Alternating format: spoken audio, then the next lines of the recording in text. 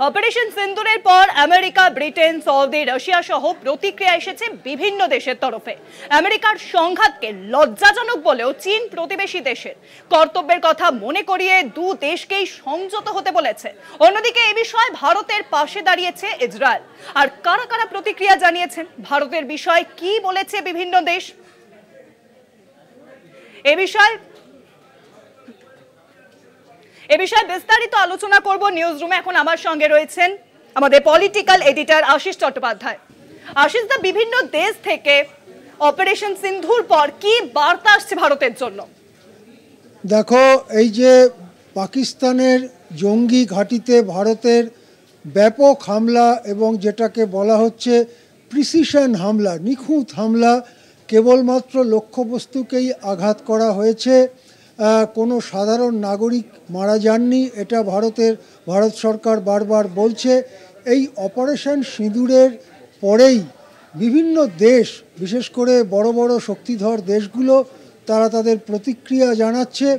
আমরা একটা তালিকা দেখছিলাম, মার্কিন যুক্তরাষ্ট্র, ব্রিটেন, ফ্রান্স, রাশিয়া, চীন, Israel, Spain, Ukraine, Bangladesh, Afghanistan, Belarus, Japan, United Arab Emirates, Qatar, Iran, তুর্কি এবং জার্মানি, এই দেশগুলো স্পষ্টভাবে তাদের প্রতিক্রিয়া জানিয়েছে। আমি এর মধ্যে বড় বড় শক্তিধর দেশগুলোর প্রতিক্রিয়া সম্পর্কে একটু অবহিত করব কলকাতা টিভির দর্শকদের। প্রথমেই বলে রাখি যে বৃহৎ শক্তিধর দেশের মধ্যে রাশিয়া প্রায় প্রত্যক্ষভাবে ভারতকে সমর্থন জানিয়েছে।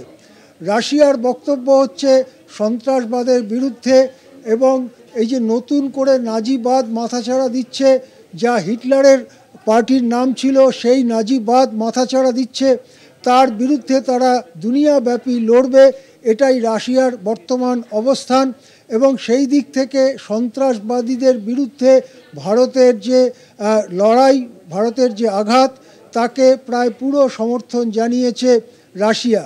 মার্কিন যুক্তরাষ্ট্রের কথা যদি বলতে হয়, এখনো পর্যন্ত মার্কিন যুক্তরাষ্ট্র একটা মধ্যবর্তী অবস্থান নিয়েই চলেছে। সর্বশেষ যেটা জানা যাচ্ছে, প্রেসিডেন্ট ডোনাল্ড ট্রাম্প নিজে চাইছেন এই সংঘাতে মধ্যস্থতা করতে। এর আগে যখন ভারত পাক যুদ্ধ হয়েছে, তখন কিন্তু বরাবরই মার্কিন যুক্তরাষ্ট্র পাকিস্তানের পক্ষ অবলম্বন করেছে। এমনকি 1971 সালে বাংলাদেশের মুক্তিযুদ্ধের সময়ও ভারত পাক যুদ্ধে মার্কিন যুক্তরাষ্ট্রের অবস্থান ছিল পাকিস্তানের পক্ষে। সেই দিক থেকে এবার যেহেতু মার্কিন যুক্তরাষ্ট্র একটা মাঝামাঝি অবস্থান নিয়েছে, সেটা ভারতের পক্ষে একটা কূটনৈতিক সাফল্য হিসেবেই বর্ণনা করা হচ্ছে। এরপরে আরেকটি মহাশক্তি এ ব্যাপারে মতামত দিয়েছে, তার নাম হচ্ছে চীন। চীন এখনো পর্যন্ত ফর্মালি, আনুষ্ঠানিকভাবে যা বলেছে সেটাকে মধ্যপন্থা বলাই যায়। তার বক্তব্য যে দুটি পরমাণু শক্তিধর দেশের মধ্যে এই সংঘাত ভয়ঙ্কর পরিণতি ডেকে আনতে পারে, সুতরাং তারা যেন আপোষ মীমাংসার মাধ্যমে নিজেদের সমস্যা মিটিয়ে নেয়, আলোচনার টেবিলে নিজেদের সমস্যা মিটিয়ে নেয়। অনেকে মনে করেন যে চীন একটু পাকিস্তানের দিকে ঝোঁকা, সেরকম কিছু প্রমাণও অতীতে পাওয়া যায়নি তা নয়, তবে এটা ভারতের একটা বড় কূটনৈতিক সাফল্য যে এখনো পর্যন্ত চীন কিন্তু পাকিস্তানের সপক্ষে কোনো প্রকাশ্য বিবৃতি দেয়নি।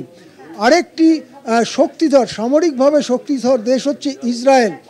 বলা যেতে পারে ইসরায়েল পুরোপুরি ভারতের পক্ষে এসে দাঁড়িয়েছে। এছাড়া ব্রিটেন এবং জার্মানি, ইউরোপের দুটি বড় বড় দেশ, তার মধ্যে ব্রিটেনকে মহাশক্তিধর দেশও বলা যায়, যেহেতু রাষ্ট্রপুঞ্জে তারা ভেটো ক্ষমতার অধিকারী। ব্রিটেন এবং জার্মানি তারাও কিন্তু আলোচনার মাধ্যমে মিটিয়ে নেওয়ার কথা বলেছে। এক কথায় বলা যায় পৃথিবীর বড় বড় শক্তিগুলো তারা পাকিস্তানকে সমর্থন প্রায় করেইনি। কেবলমাত্র একটি দেশ পাকিস্তানের সপক্ষে খোলাখুলি মুখ খুলেছে, সেটি হচ্ছে তুর্কি দেশ বা তুর্কিয়ে।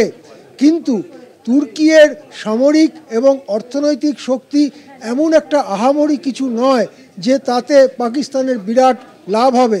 এছাড়া প্রায় প্রত্যেকটি দেশ হয় মধ্যবর্তী অবস্থান নিয়েছে অথবা ভারতের পক্ষে সরব হয়েছে।